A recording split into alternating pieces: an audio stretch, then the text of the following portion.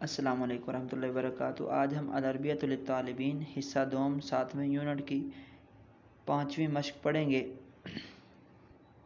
اس مشق کو حل کیسے کرنا ہے؟ شروع کے اندر جو نام دیے گئے ہیں ہمیں ان کا معنی آنا چاہیے پہلی بات، اور دوسرا یہ کہ ہم نے آگے جب جملہ بنانا ہے تو مفعول کا اعراب کیا ہوتا ہے وہ ہمارے ذہن میں ہونا چاہیے، اور تیسری بات یہ کہ شروع کے اندر پہلی لائن میں افضل استعمال کیا گیا ہے اور آگے استطیع استعمال کیا گیا ہے۔ ہمارے اختیار میں ہے کہ آگے ہم جو نیچے جملے بنائیں ان میں ہم افضل، یہ واحد متکلم ہے تو ہم جمع متکلم کا بھی استعمال کر سکتے ہیں، نفضل بھی کر سکتے ہیں۔ اسی طرح جو آگے لِأَنِّي استطیع لکھا ہوا ہے ہم اس کو لِأَنَّنَا نستطیع بھی لکھ سکتے ہیں۔ تو اسی انداز کو لے کر ہم نے یہ پوری مشق حل کرنی ہے۔ سب سے پہلے معانی دیکھ لیں۔ التسوق، اس کو یہ کہتے ہیں خریداری کرنے کو، شاپنگ کرنے کو۔ الشراء، خریدنا۔ الذهاب، جانا۔ السفر، سفر کرنا۔ نوم، سونا۔ الاکل، کھانا۔ التجول، گھومنا۔ المکالمۃ الہاتفیۃ، فون کال کرنا۔ ھذا العمل، یہ کام۔ اب جملہ دیکھتے ہیں۔ افضل ھذا، مجھے یہ پسند ہے۔ لأنی استطیع التسوق بعد ذلك، کیونکہ میں طاقت رکھتا ہوں شاپنگ کرنے کی اس کے بعد۔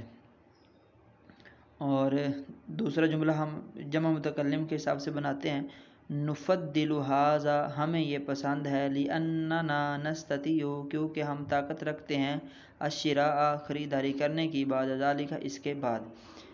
آگے تیسرا جملہ ہم پھر وہی واحد متکلم کے حساب سے بناتے ہیں۔ افضل ھذا لأنی استطیع الذهاب بعد ذلك، مجھے یہ پسند ہے کیونکہ میں طاقت رکھتا ہوں اس کے بعد جانے کی۔ تو یہی آپ نے انداز لے کر یہ پوری مشق حل کرنی ہے۔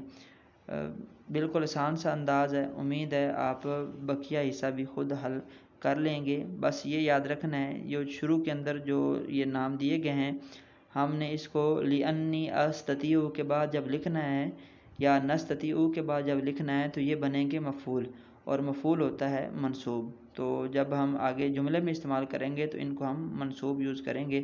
جس طرح ایک آخری بات وہ جو لکھا ہوا المکالمۃ الہاتفیۃ، یہ موصوف صفت ہے، تو جب آگے مفعول بنیں گے تو پھر ہم اس کو پڑھیں گے المکالمۃ الہاتفیۃ، کیونکہ دونوں کا اعراب ایک جیسا ہوتا ہے۔